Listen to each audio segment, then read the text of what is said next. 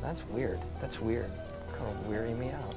You are a sad, strange little man. Crazy. This is crazy. This is crazy. Isn't that weird? That's weird, man. It's strange. What's up, campers? Welcome back to episode 218. I'm your camp counselor, Alex Tobin. Hey, and I'm your other camp counselor, Marcus Phoenix. And we're back to bring the spooky, wacky, weird, strange, and deal. But that works. But before we tell you our stories, we got to catch up on any of the weird news you may have missed. And David, I got a weird news story right here for you. As Deputy Green Party leader admits to performing hypnotherapy to enlarge women's breasts in the past. Is that confusing? Did it work? Wait, so I think the Green Party, that this is clearly a British, they have many parties over there, and Green being one of them, but it says LBC's Tom Swarbrick asked Mr. Polanski, okay, so the guy's name is Zach Polanski, who's the deputy leader of the Green Party, and he admitted, like I said, to performing hypnotherapy to enlarge women's breasts in the past. And it says apparently that he would do 90-minute sessions. This is from 2013. He would do 90-minute sessions, allegedly costing 222 pounds. Okay. Where women were told to visualize themselves with bigger breasts. So the breasts are just all in the mind, huh? Yeah, apparently I didn't know that. I didn't know that either. Well, it's hypnotherapy, you know? Yeah. You know, like people can, you get addiction problems. Subconscious. Habits and stuff. Like, I guess you could also do it with enlarging certain body parts. Huh. I think he'd probably make more money if he went the other route. Yeah, men, right? Yeah. I feel like there's guys in, like, China that drink, like, crazy potions. With like, 3-penis wine. Yeah, they got like a dead crow in there, a dead rattlesnake, and probably like a dead other person's penis or something. Yeah, I know it's got a deer penis. I know that. Oh, deer penis. I know there's a deer penis in it. I don't remember what the other animals were. Maybe like an ox. Wait, is 3-penis wine actually real, or is that just from like The League? I think it's real. TV show. Oh, okay. Yeah. I don't know if it's supposed to do anything, but I think it does exist. You're like, it's real, and guess what? It tastes delicious. It's great. Has a very cinnamony taste. Speaking of mini, how much did you drink? So it is a real thing. Well, you Googled it? Yeah, it most commonly contains seal, deer, and dog penis. Oh, wait, seal what and dog? Seal, deer, and dog. Seal penis. Seal penis. That can't be easy to get. I feel like I've seen a lot of seals, and I've never seen them hanging dong. I feel like you got to get up in there to find it. Oh my god, it's probably similar to dog penis. Red Rocket wine? Yeah. Red Rocket wine. Red Cherry Rocket wine. It's like the new Mountain Dew flavor. Dog dick. Hey, you make it exclusive at KFC and people are going to drink it. If I'm eating KFC, you could take dog dick and bread that now at KFC with that 7 herbs and spices, and I'll just about eat anything. I'll get the dog dick famous bowl, please. Extra cheese. It's weird because like walrus, what's the plural? Walruses have a baculum. You know what that is? Mm-mm. It's a penis bone. And it's like... I feel like seals have to too, right? Aren't they like in the same... Well, that's what I was thinking. I was like, do they have baculums? And if so, is he just like stirring with the seal penis? And then like the dog... You know? Penis. That's like his stir stick. Bones. But just to get back to this guy while you're doing some more research, he said... Yeah, seals have a baculum. Oh. Seals, sea lions, and walruses. Oh, interesting. Okay, so that maybe is his stare stick. I don't know. He's like throwing like a whole cinnamon clove in there, like you're talking about. Like you don't eat the cinnamon clove; you just kind of let it float. Oh, Or the cinnamon stick. The cinnamon stick. Why did What? Why did I do that? You Googled it, didn't you? Well, I clicked images because I see what the bone looked like, but there's definitely a fleshy one. There's definitely a on the bone picture that I did not want to see. On or do you want boneless? It's on the bone. This is horrific. But this man, like I said, so just to get back to the breasts, he it's what I say when I'm making love. Now to get back to the breasts. Okay. But this guy, he's like, that was 11 years ago. I'm a I wasn't changed involved man. I wasn't involved in politics at all. This does not represent me or my work. And he said, my favorite is he said varied life experiences before becoming a politician, adding, he's also been a barman, waiter, nightclub doorman, and actor. I'm sorry, but none of those quite ring like boob hypnotist.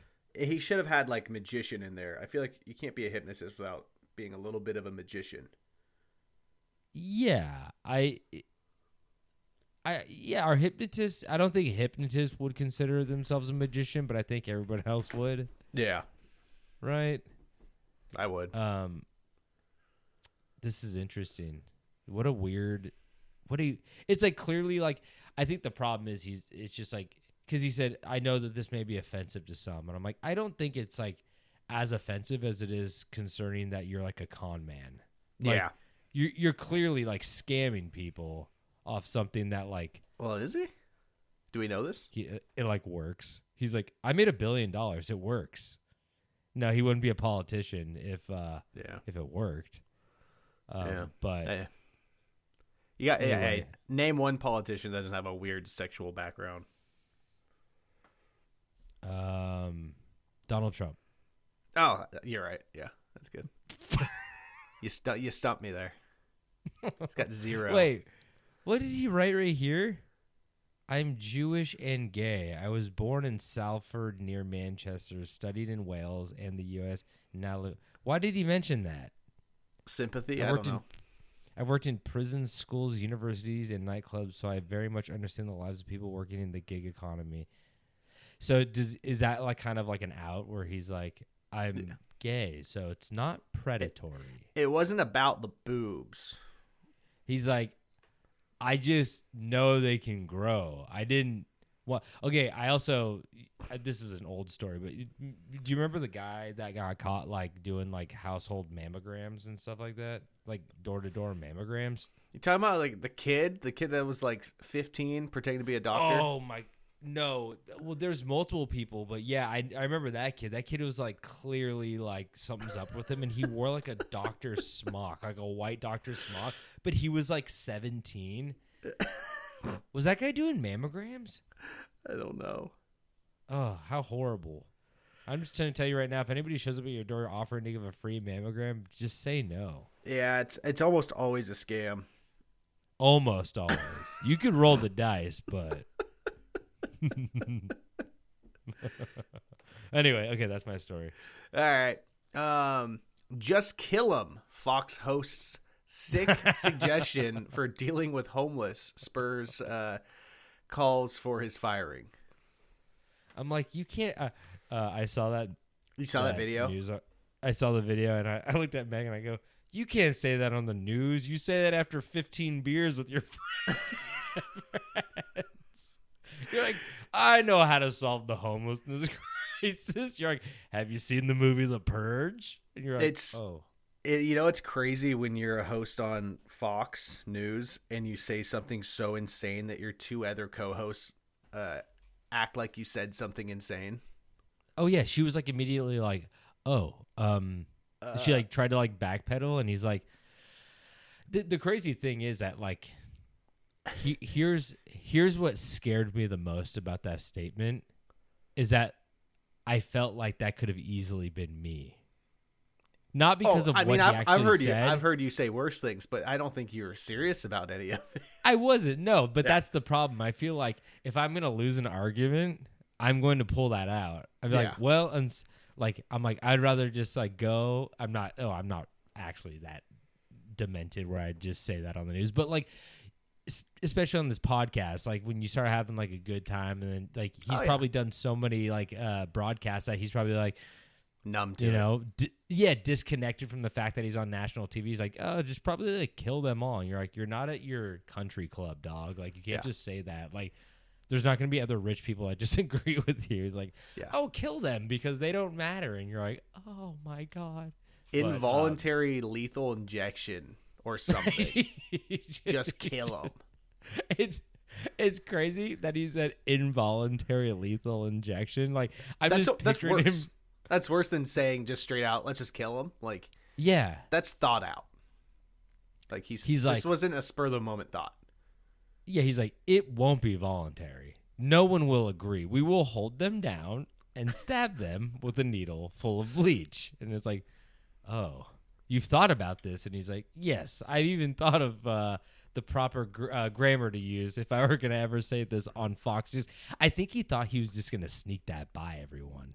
Yeah, that's a hard one to sneak by. Just testing the waters a little bit, If you just say involuntary capital punishment, people go, okay, those are all like buzzwords that sound like a bill you're trying to pass. And then you're like, wait, when you just say, just kill them all, you're like, holy shit. But, yeah, he didn't have to follow up with that. Yeah, I know. He doubled down hard. Yeah. I think that's the funny thing too, where it's like people in an echo chamber on both sides. Like they'll say something to their echo chamber, and then they'll get so extreme that the echo chamber just goes, "Okay, wait a second," and you're like, "Oh, okay, yeah, I should probably take a step back." But Jesus, anyway, that's wild. Yeah. And I have another story right here. As staffer arrested causes $55,000 of damage with fart spray at U.S. high school. Wait, look at this guy. I'm gonna. Don't let that guy. Don't let that guy get fart spray. That's one of those classic cases of is he 5 years old or 50 years old? Yeah, 100%. All I can tell you is that he's a prankster. Yeah. You know? He's a joker. He's a midnight toker. So So this guy was a teaching assistant in South Carolina at a school, and he was charged with using fart spray on students, leading to some people having to seek medical attention and creating tens of thousands of dollars worth of property damage. Jesus Christ. This guy's 32. His name is Alexander Paul Robertson. They had to throw the middle name in there like a serial killer, of course, because this is sinister. And it says he repeatedly sprayed an internet-acquired spray designed to imitate fecal odor. Yeah, we know what fart spray is. We don't need the exact definition. I think we got the idea. Designed to imitate fecal odor. I'm like, okay, well, you take all the funny out of it when you fucking say that. Say it's a fart. Inside the school over the course of about a month. What? Jesus Christ. Terrorist. I'm trying to see if there's anything else. He sprayed on multiple occasions over time, resulting in disruption of school operations and children requiring medical attention for respiratory issues. That's insane. He put it through the school's air conditioning system, which caused $55,000 worth of damage. Why would he do that? Yeah, want the whole school to smell like farts. So, yeah, but like, so he says he's not interested in making any comments at the time. But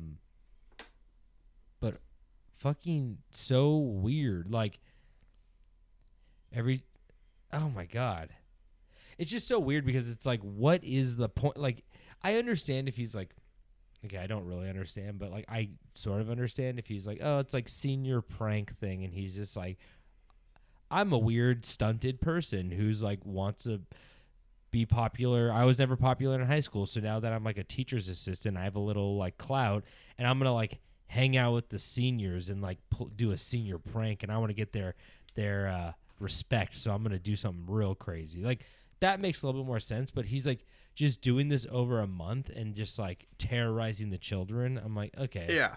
There's no way, like, he was doing it for a month. There's no way after 30 days it became an issue. Like, this had to have been an issue from day one. Oh yeah. It's so funny that like that's what you go to prison for, though. Yeah. Like what? Or jail? I should say jail. Yeah, I was gonna say, how long is he in prison? No, he's just in jail. But like, it's just so funny because it's so ridiculous. Like, out of all the crimes you could commit, you know. But I think about that because sometimes like I'll do something that's like just really dumb, but like and kind of like against the law, but it was just like, oh, whoops. It's harmless, but you know, all of a sudden there's like, nope, we take this really serious here, and you're like, oh, you fucking losers. No, you don't. You're just trying to punish me. I guess I can't bring my 3 penis wine into the concert. Big fucking deal. All right. That's my other story. You have one more?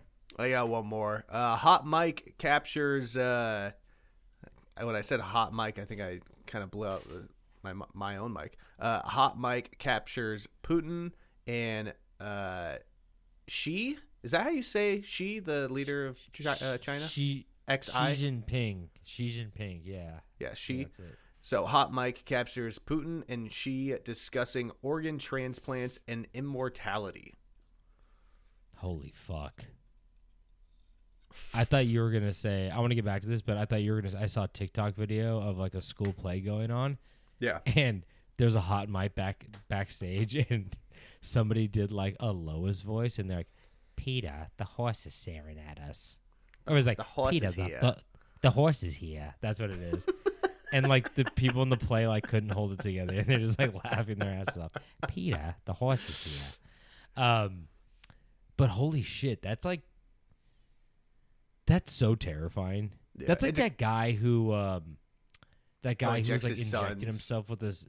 No, he injects himself with his son's blood, and then people were like, actually, that aged him faster. He looks like and I think shit. he stopped doing it. Yeah, he looks horrible.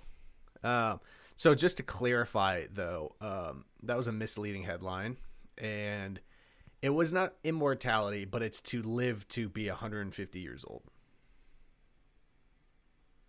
By replacing what, though? Everything?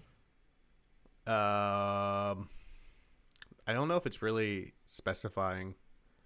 I mean, Like, as have you long as seen it's just 100 not the brain. Well, I think the problem is for me is that I've seen like 100-year-old person's skin, and I'm like, yeah, that's enough for me to be like, I'm good. Yeah. Like, You're like one of those like origami cranes, just ready to rip. Oh my god! Like, no, looks like a Wet what's it newspaper. called? Yeah. I was thinking the shit you make like baklava out of, that like really like phyllo dough. Yeah. Like thin as shit dough. Looking like that newspaper you just dumped a crab boil on. Looking like they ran him through a pasta maker. Just thin. That boy thin. Good old I can Ziploc see- bag. I can see the other side. Parchment I can paper. see through the other side of his arm. Feeling like Superman, I can see through Grandpa's chest. But that's and I mean, Putin's kind of looked the same for like ever. But holy shit, That you is know that true. he has. The problem is he has access to like every organ he could get his hands on. He's just like, how Oh, many yeah, except organs do I fridge. have? Yeah, and he's like, you have 52 like vital organs, and he's like, okay, go find 52 people. Yeah. He's like, go get the our Olympians, like all the Olympians go missing, and then he just like shows up, and he's like this fucking fucked up looking Frankenstein thing. But Got He's different like- colored limbs. yeah, exactly. He has a woman and a man's leg. That'd be kind of cool, though. Shit, that'd be cool. That would be pretty cool. Hey, I'll let that man run my country. But yeah, those guys are fucking crazy. Yeah. Hey, I don't care what anybody says. I don't care if you guys cancel me.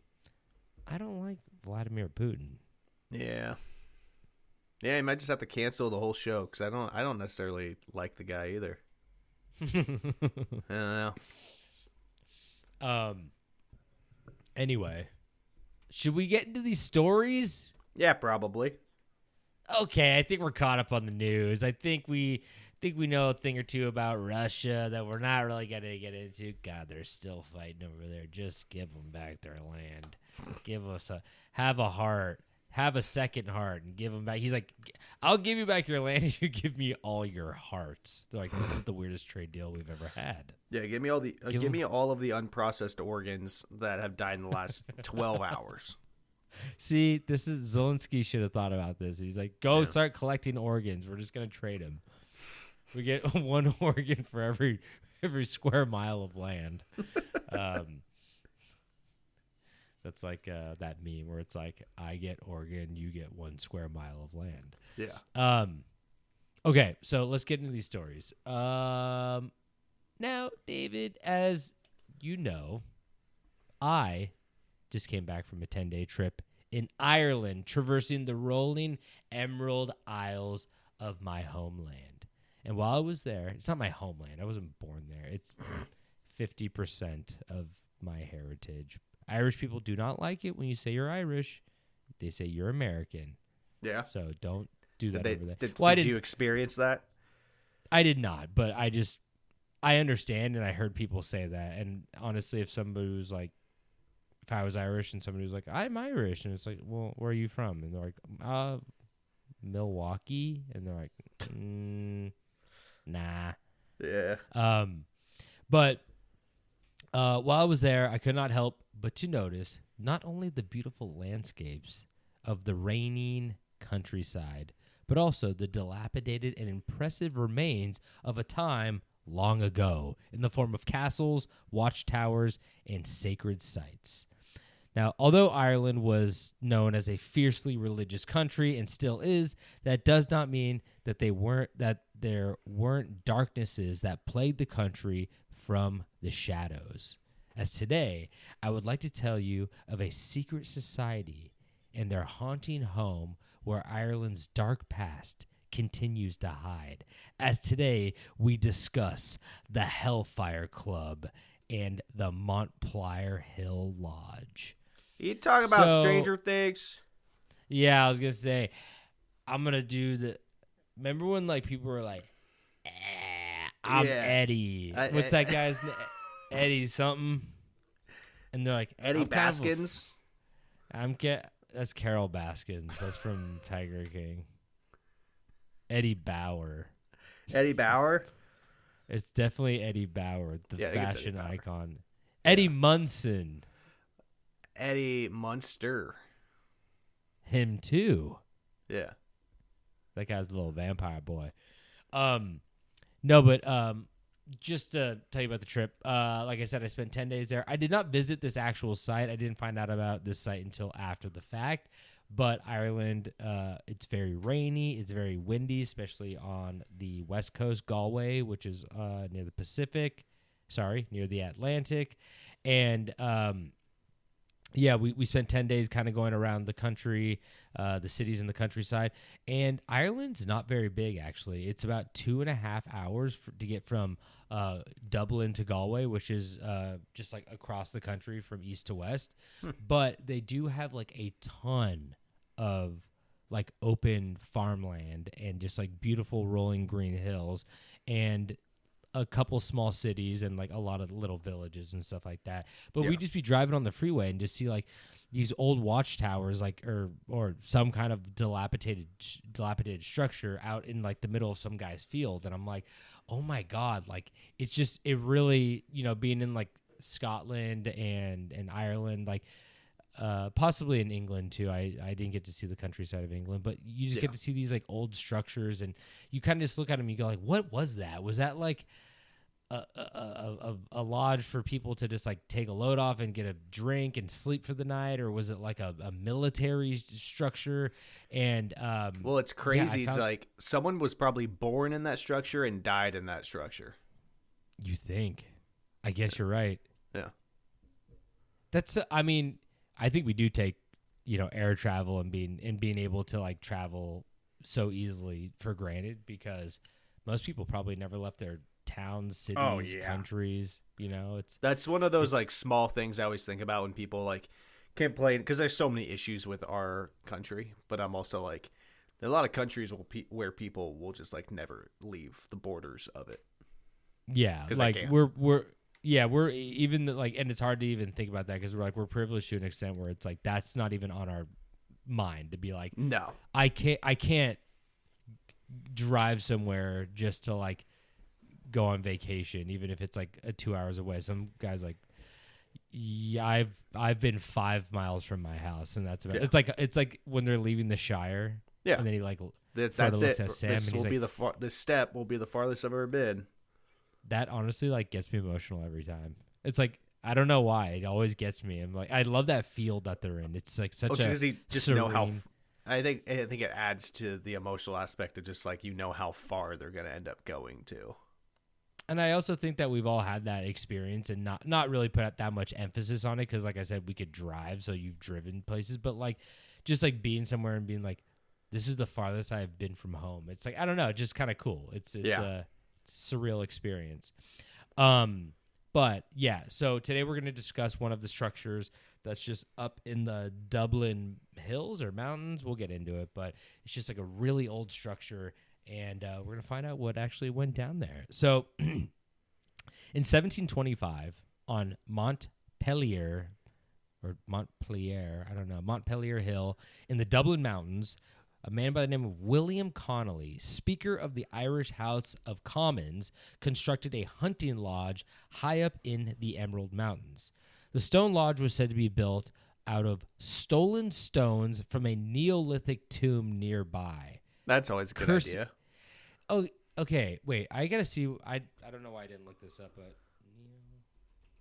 I don't know the exact definition of Neolithic. Relating to or denoting the later part of the Stone Age, when ground or polished stone weapons and implements prevailed. Oh, so it's like the Stone Age, the later part of the Stone Age. Okay. Oh, interesting. I have no idea that's what Neolithic meant. So yeah, they're just getting caveman graves and just like building a house out of it. And apparently it cursed the home from its inception when the spirits of those they disturbed, by the spirits of those who they disturbed. And the home was said to be used for the partaking of typical immoral acts such as heavy drinking, gambling, and general debauchery amongst young aristocrats of the time. This is 1725. But there are many dark mysteries and even darker stories associated with the secluded lodge that still live on the lips of Irish citizens. I have to say this. I'm not envious necessarily of these people, but I feel like even up until like the 70s, there were places where like you could just go with your guy friends even as like an adult and just be like I don't want to say a scumbag because I don't want to be a scumbag. I don't aspire to be that. But you know what I mean? Where you just go like have fun with like your adult friends and be like, all these like guys would just like go to this hunting lodge and just like do this and gamble and drink and hang out and have such a good time. And I feel like now if you did that, everyone's like, you're a deadbeat, which is fair, which is totally fair. But yeah. I guess what I'm trying to say is I miss the days of when you could just be a piece of shit in public and it was totally fine. Yeah. Can't get away not with that anymore. Everybody's watching. Yeah. Well, everybody's got a camera in their fucking pocket, Yeah. I remember actually I have heard stories of people from like Hollywood in like the 90s and prior to that, even early 2000s when but more primarily 90s, where it's like, oh, celebrities who just like go out to clubs and just like get crazy drunk and do like a bunch of coke and do all this stuff and just be like a nuisance, and they would just like get away with it. Like sure, like paparazzi would sometimes catch them, but overall they would just get away with it. But now like they just don't do that because of like the cell phones. It's immediate. Like people clock you, they pull out their phone, they immediately start recording you, so you just like can't do the stuff. And it really just upsets me, who's a celebrity, who's like, me and Leo could be partying right now because I'm high profile like him. See, and, that's why I wanna buy an island that my buddies and I can go out to, and like a no cell phone rule, and we could just go have fun and like no oh my rules. God, oh my God! I didn't even realize I described Epstein's island, and I was like, oh man, I missed the days. Like, what the fuck? I didn't mean doing the shit that they're doing. I just mean like going to like a cabin and just being like, yeah, we're gonna go up for a week and just like go to this like stone cabin in the Irish hills and bring like a bunch of whiskey and cards and just like hang out with all my buds and just like have a good time. I think that'd be kind of fun, but let's buy a random shitty cabin outside of like Reading. Reading where? Reading where? California. It's about halfway between us. Yeah, we could do that. Yeah. I think we could swing that. Yeah, it's oh, I forgot what I was going to say. Whatever, it doesn't fucking matter. We're moving on to I mean, it's not an island, but enough with the island. No more island for you. okay. Okay, wait. Yes. Wait. Shit. Partaking of immoral acts. Yep, they're doing immoral acts like drinking and hanging out dark. Okay. So at the time, even though the events that took place on the grounds were unknown, the Hellfire Club was somewhat well known, as many criticized their mockery of religious conventions. Their mockery of religious conventions, irreverent behavior, and blasphemous oaths. See, that's what I would be doing. You know, if I was there, I wouldn't be just like doing horrible stuff. I'd just be like, mocking religious conventions, and committing blasphemy. Even a man by the name of Jonathan Swift, a satirist of the time, reportedly denounced them as a brace of monsters, blasphemers, and bacchanalians. I don't know what that word means. But they basically called them a bunch of pieces of shit. Okay. And while some even claim that they left an empty chair for the devil at their meetings. So it's kind of badass. I think a lot of people, but to be completely honest, this is like a very common thing. I feel like I would actually say like Hollywood is like a modern day version of this. I mean, government officials, Hollywood elite, basically anybody, the royal crown, anybody who's like kind of rich and they go and they like seclude themselves and go and do like debauchery stuff, or maybe they're just hanging out. People are like, they are eating children and they are praying to the devil. Yeah. I mean, and I'm not saying that they're not. I'm just saying it goes back further than you think. We've kept that tradition alive. So tales of black magic, satanic rituals, possibly human or animal sacrifice, and even cannibalism began to pour into the nearby towns, along with the stories that constituted the gossip. So, one tale told of a storm that rolled into the area one night while the men drank in their lodge. The men took shelter in their well-constructed lodge, well-constructed enough for the time. And even though the storm had that was raging outside wasn't anything new, it's Ireland, it's up in the mountains, it makes sense. The men inside would be in for a surprise as the roof of the building ripped clean off the stone structure, and many would go on to claim that the events were not due to a typical storm, but instead from the spirits from within the lodge, trapped inside from the stones that were stolen from their final resting place. It's kind of funnier now to know that they're caveman ghosts. Yeah. Because fuck roof. Oh, banana. Do they have bananas in Ireland? Well, I wonder. Okay, that's kind of interesting. I don't think so. I don't think so either. Onion. Potato. They probably call it like carrot. Round hard. Oh, that's potato. Round hard. More round hearts, please. Yeah. But in another dark tale, members of the club are said to have drenched a black cat in alcohol and set it on fire as a ritual offering to the devil. Okay, that's something I would do, definitely. Yeah, that's sick. That's like, it's like that's funny. That's fun. That's funny. That's good. It's Bonding time. the cat likes it. BYO cat, bring Yeah. your own cat, and just drench it on fire. You ever seen a cat running around on fire? There's nothing quite like it. They used to call it the eighth wonder of the world until Did they? Yeah. Huh. You learn something new every day. They did. And then all of a sudden PETA came in. No, I love cats. I would never harm a cat. Cats are the best. But, Doesn't PETA like euthanize more animals than any other like establishment? well, I just don't report my numbers, but sure, they could have the title for right now if they wish.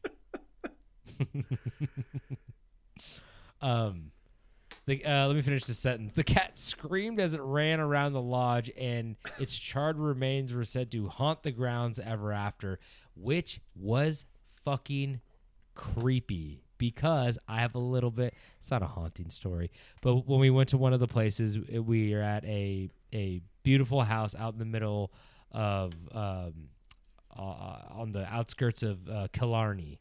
And when we were there, we were like trying to get the TV to work, and we're like, oh yeah, it's like making a buzzing noise, and we were just like, everybody be quiet for a second. We're trying to figure out where that buzzing noise is coming from, and then all of a sudden, out of nowhere, we all five of us heard meow, and we're like, was that a fucking cat? And we all just like went and started looking around, could not find a cat. So when I read this part of the story, I was like, because they're always so easy to find. They're not. You know what? I was doing the the. Oh, you're giving the. It's a cat's kryptonite. You know, Mhm.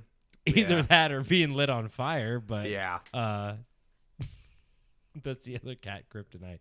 Yeah. But apparently, later versions say of this cat story that a priest attempted to exorcise the ghost of the cat, or that the cat.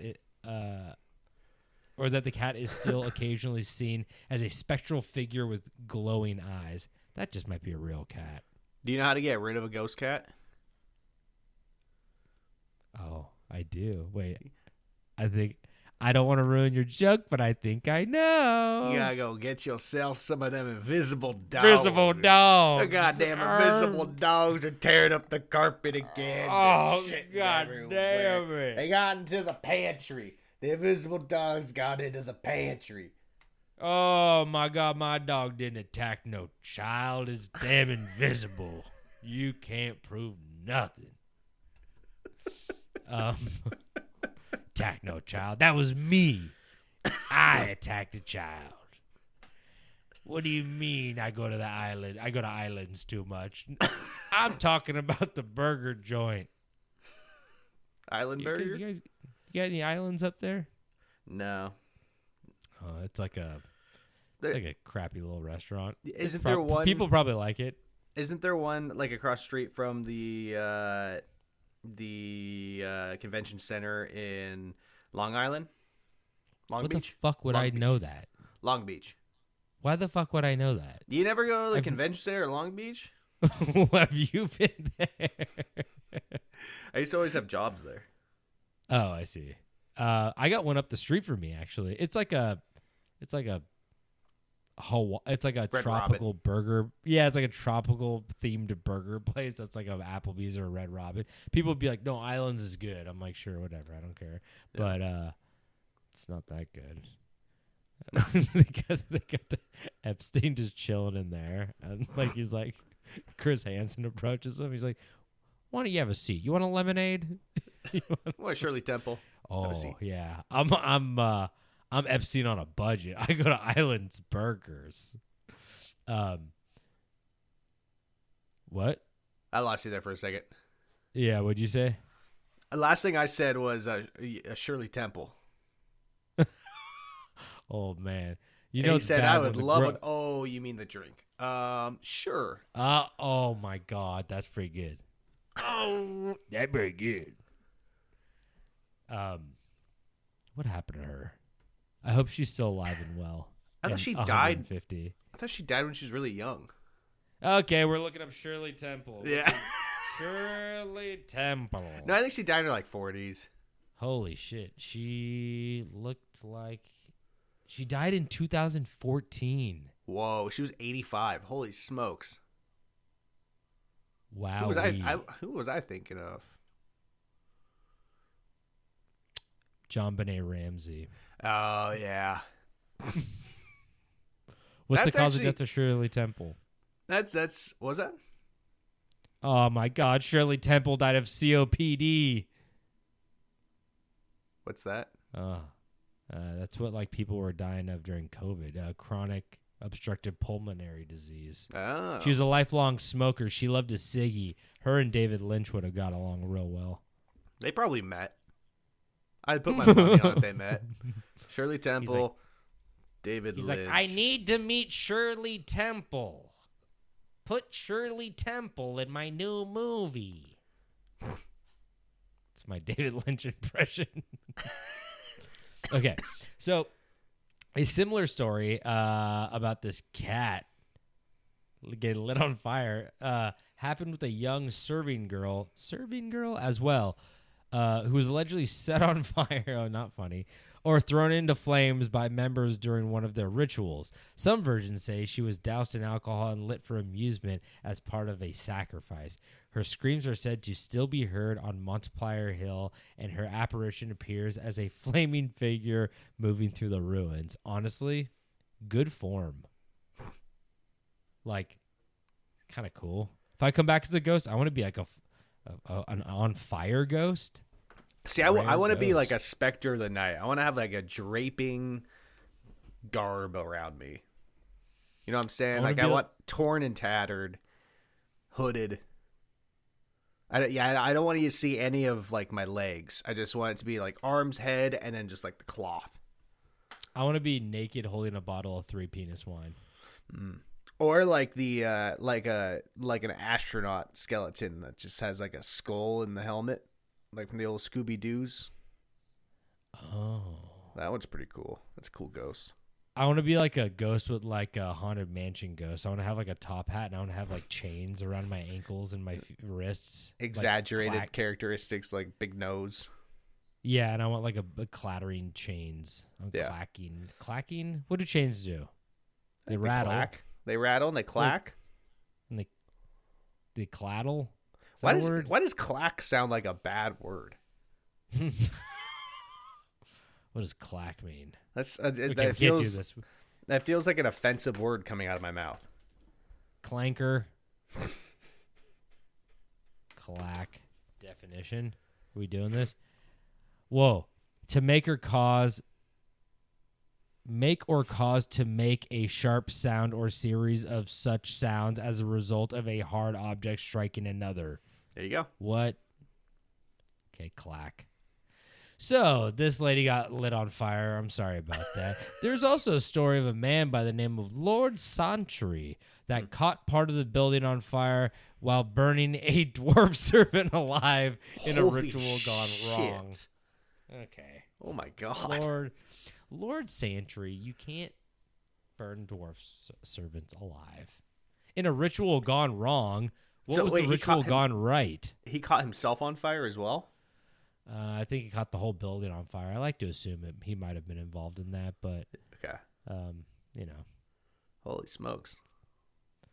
poor dwarf servant. So the most famous, and this is the last story, but the most famous of stories tells about a cold night when the club invited a stranger passing by the lodge inside to join them in a card game. They played cards through the night, drinking and partaking in debauchery. But at some point, one of the players at the table dropped a playing card on the floor in their drunken state. When the man bent down to retrieve the card, he looked under the table, only to notice that the stranger they had invited in had a set, had a big old set of fucking nuts and a bottle of 3 penis wine tucked into his butt. Jacking it. No. He's Jorkin his pianist. No, he had a set of cloven hooves poking out from under their robe. Whoa. Where their feet should have been. When the horrified man raised back up from under the table to confront the stranger, the traveler burst into a ball of fire and smoke, vanishing from the table in an instant. He didn't like reveal himself. Like, that's cool, but I would have said something probably. He's like, yabba dabba doo, and then he just disappeared. Shazam. What was Shaq's movie? Kazam. Yes. That's it. Kazam. Yeah, Kazam. They're like, wait, where's all the fucking money? I wish I could just burst into a ball of smoke. That'd be the best way to leave. That'd be really useful. That's how I'd leave work every day. Just ball of smoke. Yeah. Set off all the alarms. So the Hellfire Club continued for some years to come, but the darkness that took place at the lodge could not be contained within the walls, as some say it followed its guests home, which would eventually result in the dismantling of the club in the early 1740s due to deaths among members, financial difficulties, exile, or disgrace. I guess they let the party get a little bit crazy. This club was really only open for 15 years, this hunting lodge, whatever you want to call it. This is kind of like the modern day book club. This is that's what I was going to say earlier, is that like a hunting lodge like this, it's like women do this for book club where they just go and get fucked up on wine, and men do this in the form of golf where they just go and get fucked up. But they're both socially acceptable friend situations where you could just disappear for a couple hours and be allowed to drink and no one judges you. So that's probably what is going on here. Yeah. So some who visit the site today claim feelings of cold spots, dizziness, nausea, apparitions seen in windows, and being watched, while others who visited between the 70s and 90s were said to have performed their own Others visiting in that era between the 70s and the 90s were said to have performed their own rituals and seances inside the lodge, claiming to have reawakened the dormant dark spirits from the 18th century. And although the building only remains as a historical site, some claim that there's still something dark living within, and some even claim that under the cover of darkness, on some cold nights, a phantom black coach drawn by headless horses and a headless coachman is said to race up Multiplier Hill, believed to be carrying the souls of the Hellfire Club members to eternal damnation. Nice. This makes me want to go buy a cabin and do satanic shit. That's the thing. Nothing too extreme, I mean, it's okay. Hear me out. Obviously, we love God. God's great. God is good. Great. God is Lord. God is everything. All the time. But I just mean, I feel like people who worship God are really allowed to, go into their big buildings. Sometimes they're cabins. Sometimes they're mega churches. They're allowed to do some weird shit, whether that be dancing or speaking in tongues or a just snake. putting your money. Oh, yeah, that guy that got bit by snakes and stuff. Yeah. And they don't get taxed, that's what I'm looking for. No taxes. Yeah, exactly. And I'm just I'm just saying, that's socially acceptable. Maybe not completely, but if I go to a lodge and I draw a little pentagram on the floor and I have a snake, everyone thinks I'm a weirdo. Everybody goes, you can't light that dwarf on fire. Yeah. Well, bud, I got some news for you.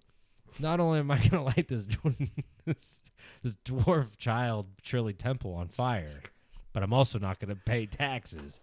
I'm also not going to fix that road outside that I definitely buried numerous other lit people on fire underneath. So I just want to say, I just let people do what they want to do as long as they're not burning people, Yeah. Cats are fine. Cats totally fine. Yeah. Child stars, totally fine. Yeah, as long as they're out of their prime, Yeah, as long as they're not entertaining me anymore. Death. As long as Death they've sentence. lost their purpose. Yeah, I've been trying to kill Carrot Top for years. He's gotten too strong. No, apparently some people still like him. What the hell is going on here? That's a good question. Well, that's my story of the Hellfire Club. All right, Tobin. Well, today we will talk about the greatest tradesman to ever live, and his name is Kyle MacDonald. You know who that is? As in Old McDonald or Ronald McDonald? This is MacDonald, not Mick. MacDonald. Mac. Is that Scottish? He's Canadian, Oh, okay. but I don't know where his family came from. So maybe. Oh wait. So Are you talking about Tom McDonald? yeah, Tom MacDonald, the Canadian. Yeah. Well, my favorite hip hop artist. I mean, he's not really Canadian anymore. He's a full blown patriot. So Salute Tom when you see him. He got Ben Shapiro on a track. We should get Tom McDonald and The Rock on one track. yeah, that'd That'd be awesome. be really good. Yeah, that might save our country. It will. That's why they don't want us to happen. That's why the liberals and the conservatives, they want to keep them apart. It's the same reason why my script keeps getting denied from Hollywood, because it would be too good. They're scared of what it will do. You don't know about my $1 billion movie idea? What's your $1 billion movie idea? It's a crossover. The Fast and the Furious and Transformers. Ah. You imagine how much money that would rake in? Ugh. Dom Toretto driving Optimus Prime. Honestly, that would be like a really good crossover. It would be the ultimate like slap in the face in to like art in the form of capitalism. But like that people would be like, I have to see that. Like yeah. You'd get immediately. You'd get both crowds of the people that are actually wanting to see it and the people that are in disbelief and have to see it because they think it's going to be so bad. That movie would be like the most expensive movie in existence. Exactly. So I'm going to get James Cameron to do it. We could de-age, and Michael Bay. We're getting both of them. De-age everybody. Uh-huh. And we will make the protagonist Paul Walker, and we'll put him on screen so much that like you're constantly like creeped out by like the eerie, uncanny valley. Yeah. It's but he's like 4 foot tall for some reason. Yeah, and on fire because I lit him on fire. Yeah, because he's 4 feet tall. That's a bad joke. Oh no! I did. That wasn't. Oh my. He did die in a car fire. Just that's gonna, not what I meant. Just that's gonna throw not that out there. No, that was a 4 foot tall joke. God damn it! All right. So back to my story. Kyle's incredible story started with a blog post and an idea. His first blog post read, "This red paperclip is currently sitting on my desk next to my computer. I want to trade this paperclip with you for something bigger or better. Maybe a pen, a spoon, or perhaps a boot. If you promise to make the trade, I will come and visit you wherever you are to trade. Hope to trade with you soon, Kyle. P.S. I'm going to make a continuous chain of trades until I get a house or an island or a house on an island." You get the idea. Okay, so I know who this fucker is. Yeah. I don't know everything he traded, but I did see some images online, and I was like, oh, interesting. So I am curious about this story. I want to know about this bastard. Also, here's the thing. Before we go into the story, I respect this man. What he did, what he may or may not do, may or may not be impressive. But the fact that he's prefacing it with the challenge, I feel like it's unrealistic for people to be like, I'm going to do this because they could do it if they prefaced it like this again, but I feel like people are like more willing to take a shitty deal because they know that what Be the a part guy's of it. doing is kind of fun, Yeah. right? Oh, 100%. Okay. I get into that because Okay. I think that comes into the story. Okay. So Kyle said when he first started this mission, many people who reached out to him thought it was just a silly joke, but Kyle was dead set on this being the real deal. Kyle would navigate through the responses until he came across his first offer for the Paperclip. July 14th, 2005, MacDonald made his first trade traveling to Vancouver, Canada. The red Paperclip was traded for a beautiful and magical fish-shaped pen. And if you ask me, this is probably where my journey would end. A fish-shaped pen. Forget about the You have house. I think I'm good there. Like, you know, You have everything your heart desires. truly. But Kyle wasn't done because that same day he made the 3-hour drive across borders to Seattle, where he traded the fish-shaped pen for a hand-sculpted door handle. Whoa. Now, a door handle, that's boring, but a handcrafted door handle, that sounds interesting. Are there two sides to it? I'm not sure. I don't think so. I think it's a one side. But from what I read, I believe it did have a clown face. Okay, I'm in. Yeah.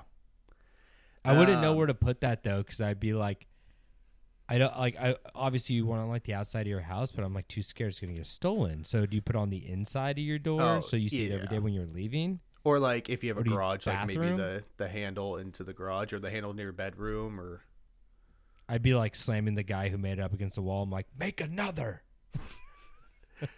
I was thinking like imagine like obviously I wouldn't be telling the story if it didn't end in a good way, but like what if you were the person that had like that doorknob? Like that'd be like a cherished possession, I feel like. Yeah. Or like I feel whoever has the it. paperclip. Oh, that's a good question. Where's the paperclip now? I mean, probably like in the trash. Like I turned around and fucking threw it in the trash. I was like, whatever. Yeah. So Maybe it is still around. So 10 days go by, and Kyle has found a new trade for the handcrafted doorknob.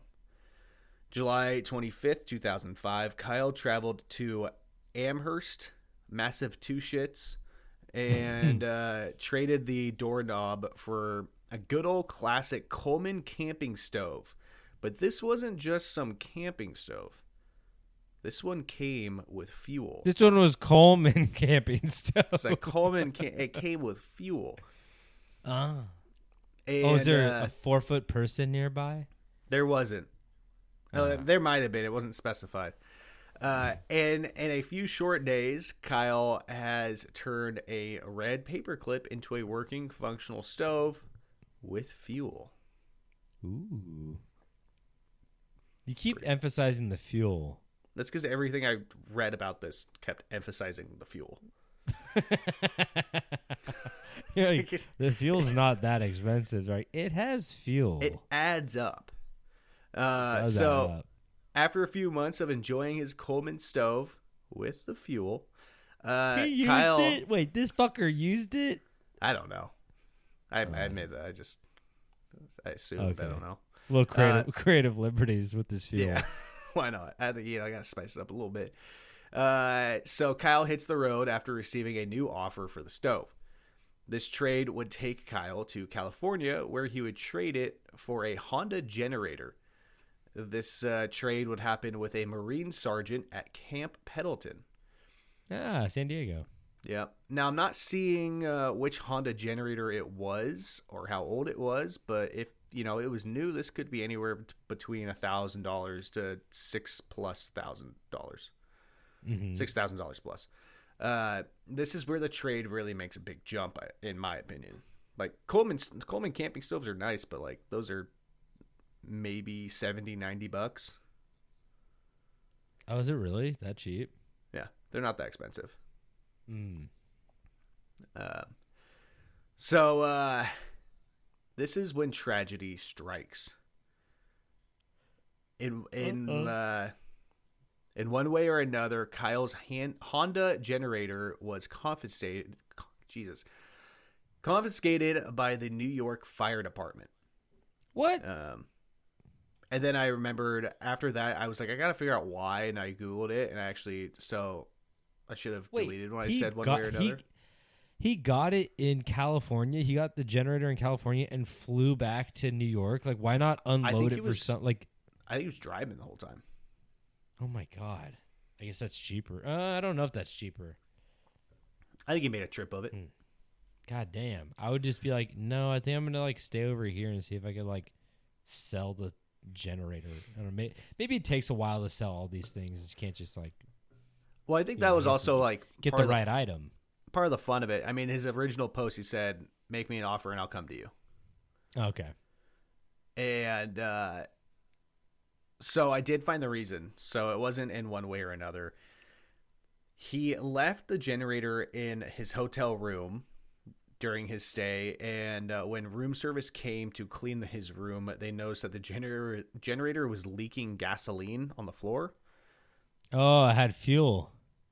And so I'm assuming that they just called the fire department because they're like, oh, there's gasoline. That's a fire hazard. We're going to call the fire department. Mm-hmm. So they came and took it. Kyle was unsure if his journey was done or not. But the clouds in the sky opened up and the sun was beaming down on his face. He was able to get it back.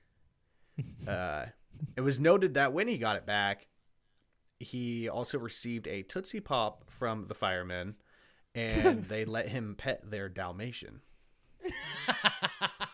Is this real? Is this real? Yeah. So he's like, journey's over. Yeah, he. This one was actually kind of hard to research because I think he took down the entire blog post after it happened, and then he wrote a book. So you're supposed to buy the book, so you can't just like read along. It does sound interesting though. I might read it.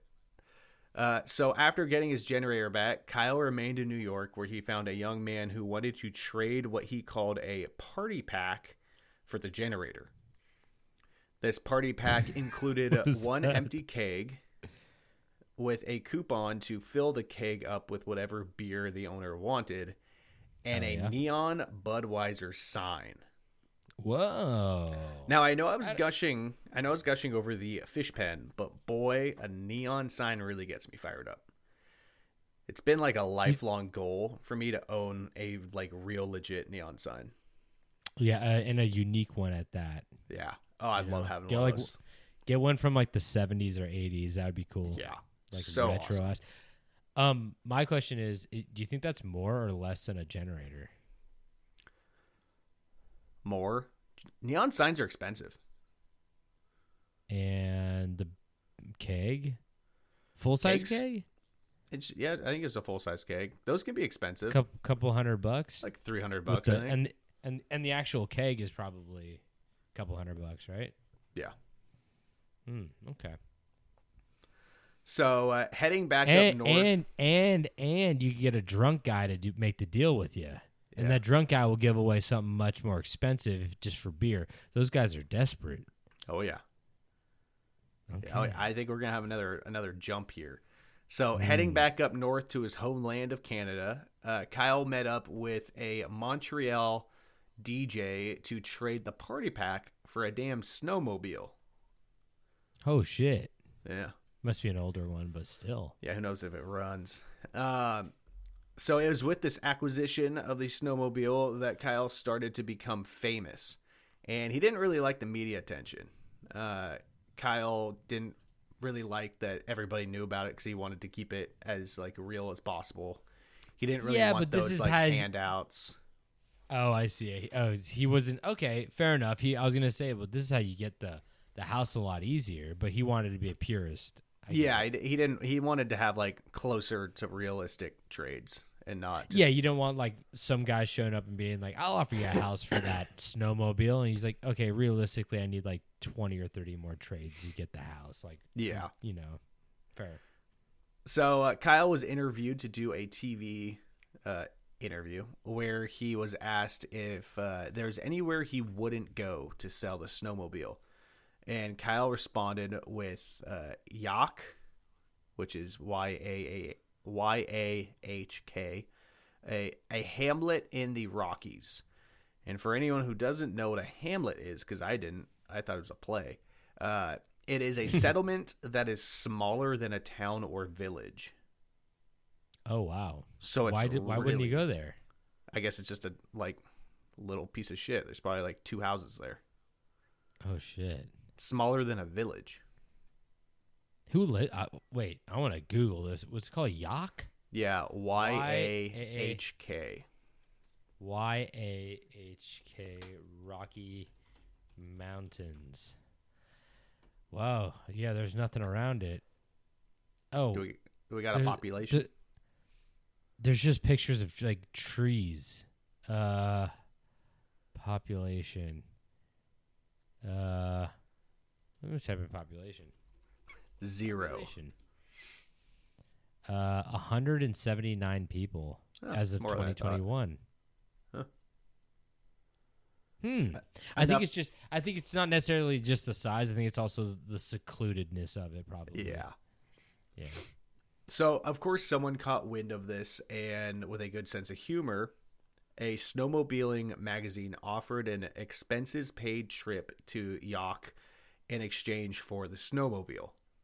Oh, that's funny. Kyle accepted with the idea that he would give that experience to someone in exchange for an item. So this trade did not have like a physical item per se, which made it a little different. He then found Bruno Talifer, a Quebec manager for the supply company Cintas Corp. Cintas. Cintas, yeah. Cintas. My buddy works for Cintas. Oh, see, I didn't know what that was.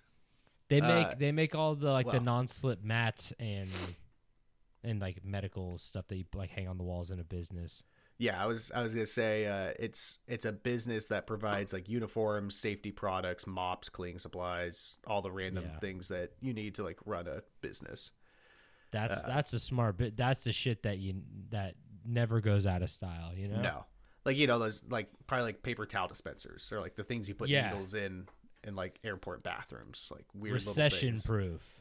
Exactly. Yeah.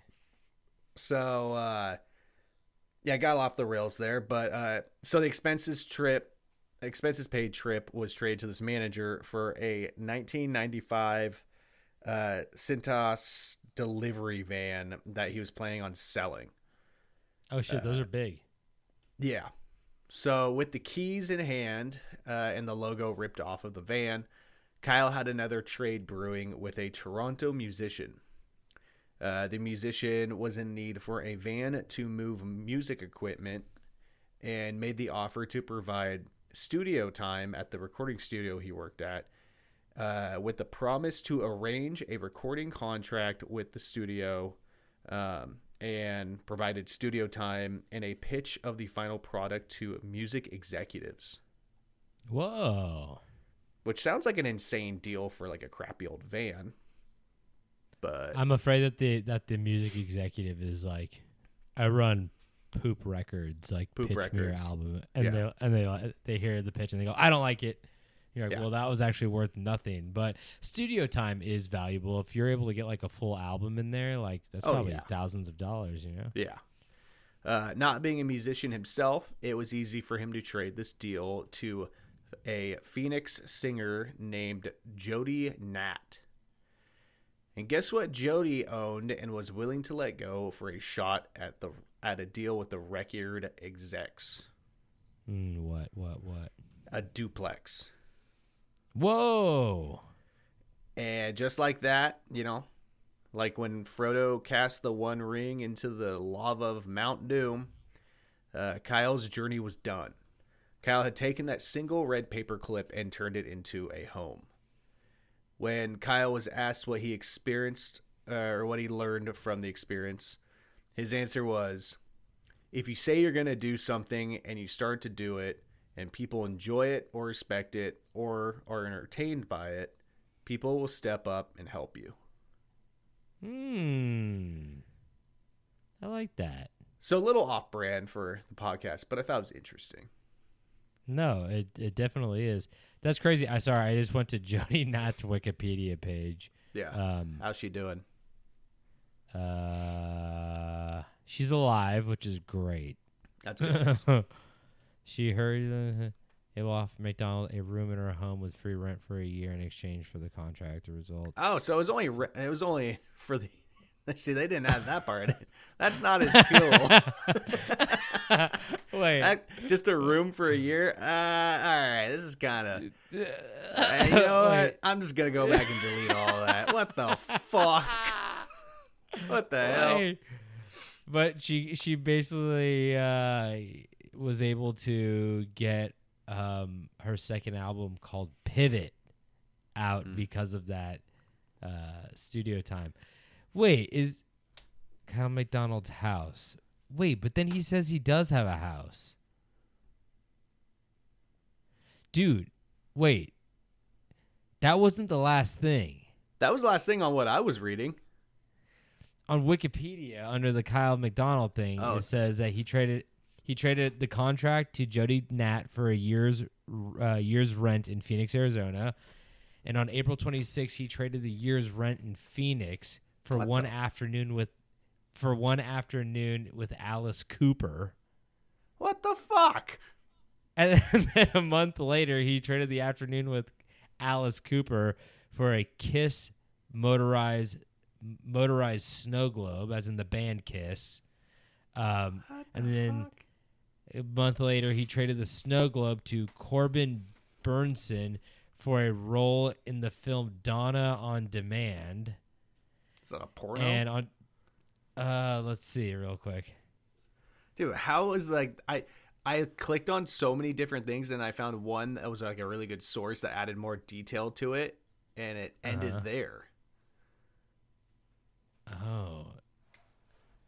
Oh, wait. Okay, no, this is a direct-to-video dark comedy, but Corbin Burnson, I've seen this fucker before. Oh my God, he was in that movie Major League, and he was also in Psych and L.A. Law. You've seen this fucker before. And then lastly, he traded the movie role for a 2-story farmhouse in Kipling, Saskatchewan. I think it was ABC. I think I was reading like an ABC fucking story about this that had all these like good details about it, and then they didn't even end it. God damn it! Who do I gotta sue? That's well, so I'm glad funny. we got the real ending. Yeah. What the fuck? That's cool. But yeah. Oh shit. Now there's a giant red paperclip sculpture installed in 2007 at Bell Park in Kipling as a monument to the series of trades made by McDonald. Yeah. At the time, it was the world's largest paperclip. So, at the time, someone outdid them. Someone made a bigger fucking paperclip. Fucking Staples. They're like, aren't you guys like famous for Staples? And they're like, we also sell paperclips. Wait, I gotta find this. I want to find that hand sculpted doorknob. Did you see a picture of that? No. Doorknob clown. You said it was a clown. Did you make that up? I thought it was a clown, but I can't find it. It'll take me days. Okay, well, we did finish the story. That's so funny that like I just looked at this woman and you're just like, give her a year's worth of rent. You're like, that is not the fucking same thing. And then the rabbit hole just continued. What the hell? This little farmhouse is pretty cute. I mean, I don't know what Kipling looks like. Maybe it sucks. Maybe it's like a $50,000 house, but still, that's something. It's a house. It's really cool. House is a house. It only fucking took him 14 trades. Yeah. I mean, at the end of the day, like, this wasn't in a vacuum. This was with media attention, which is fair. Whatever helps you get there, and it's a fun story and everything. But, I do think it's kind of weird that he was able to get it in 14 trades. Pretty cool. Pretty cool. But nice. Good on you, Kyle. I wonder if he still lives in it.